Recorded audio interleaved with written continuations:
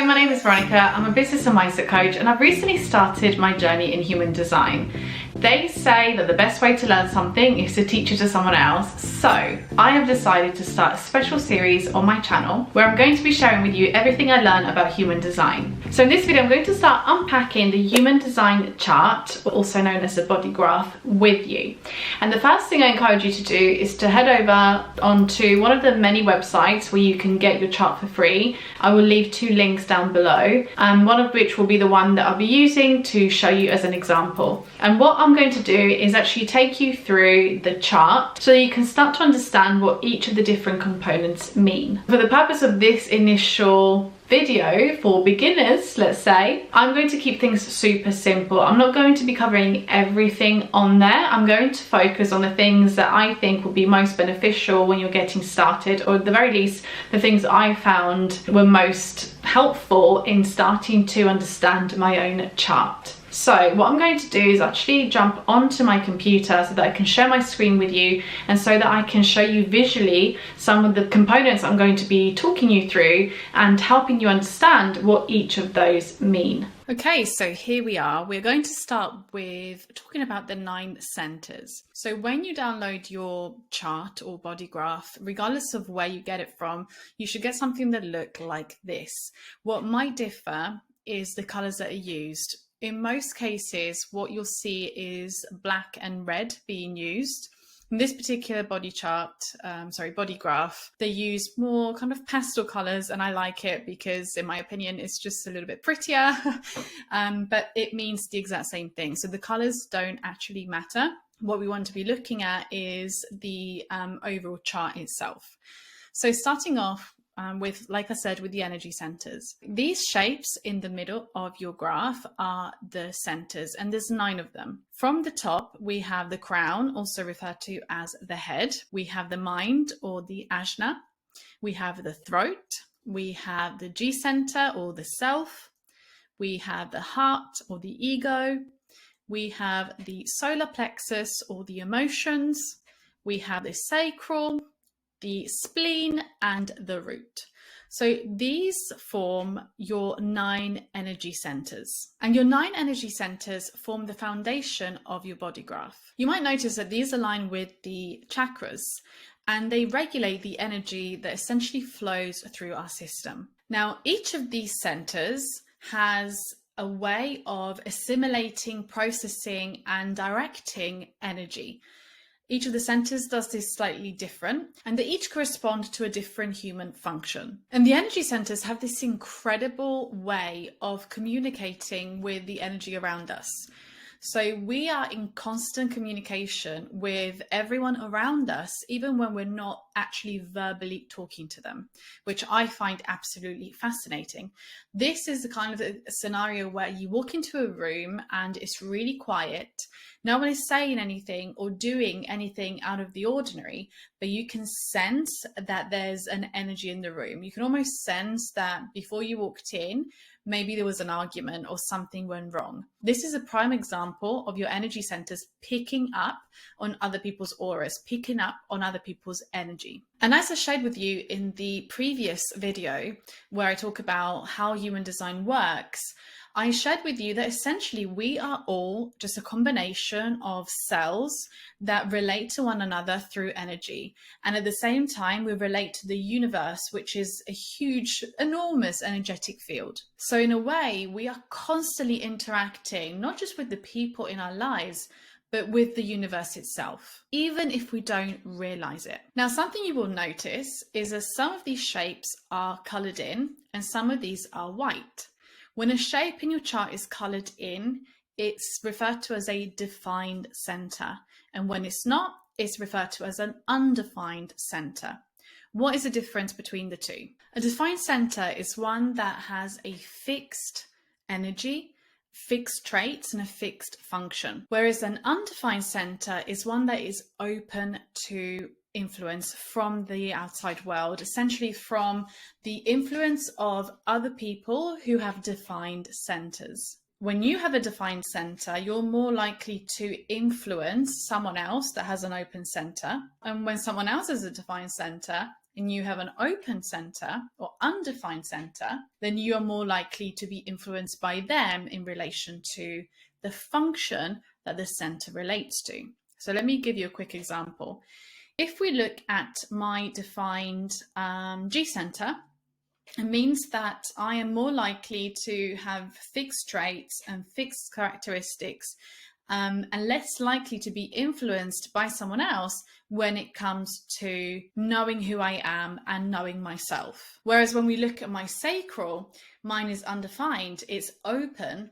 That means that it's more susceptible to outside influences. I will be sharing more about this in future lessons with you, but for now, just look at your chart and recognize which of your centers are colored in or defined and which of your centers are undefined. The next thing you'll notice is the channels. So the channels are all these lines that you see which basically go from one center to another.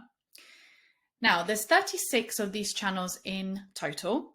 And as you'll see, some of them are white and some of them are colored in.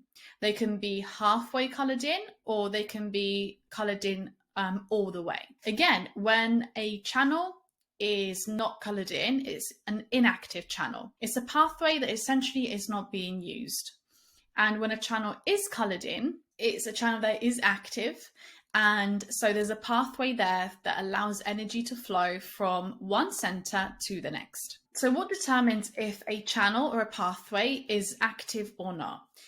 It's determined by the gates. So there's overall 64 gates, and the gates are these numbers that you see inside of your centers. As you'll see from mine, when the gates are colored in, it means that they're active. And what happens is, if there's a gate in my spleen that is active, so let's say number 18, I can see that because it's colored in, and there's a corresponding gate at the other end of the channel, which in my case, it's number 58 in my root, then it's almost like there's two doors open at each end of this tunnel.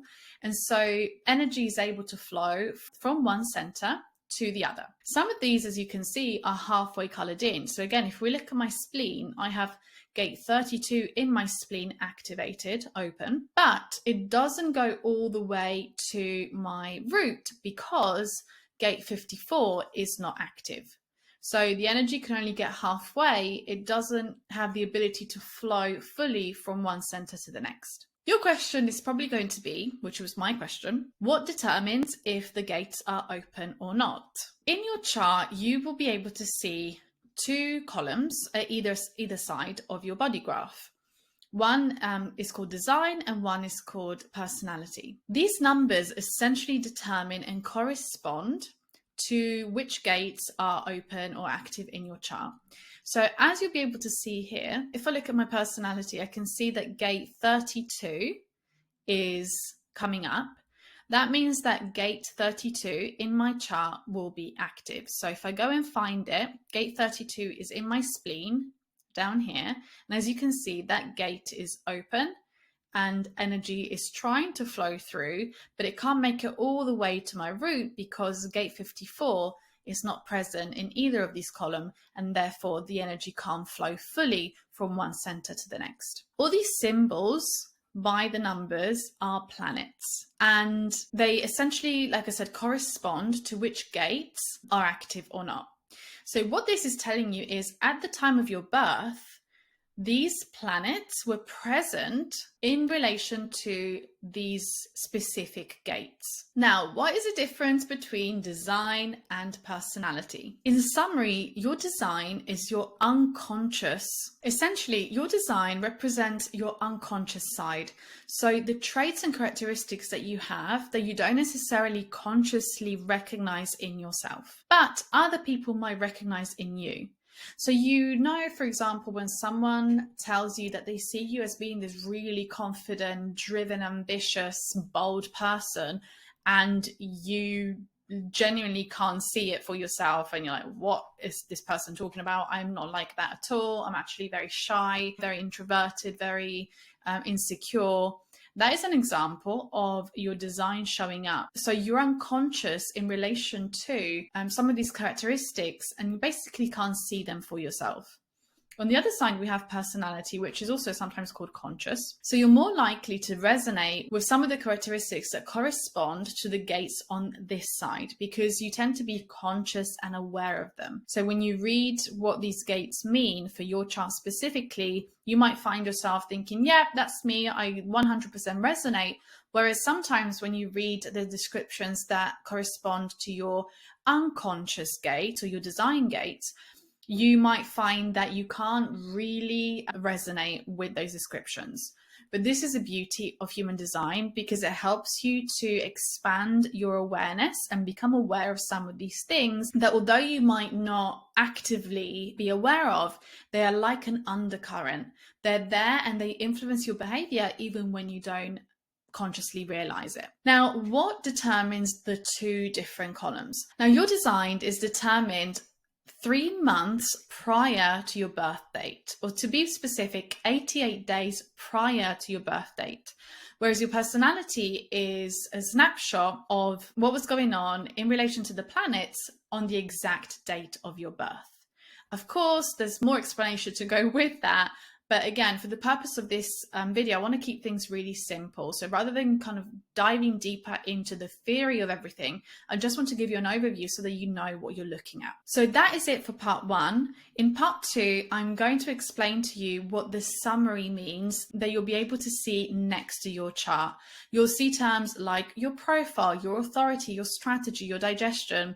And again, they might seem like mumbo jumbo at this point.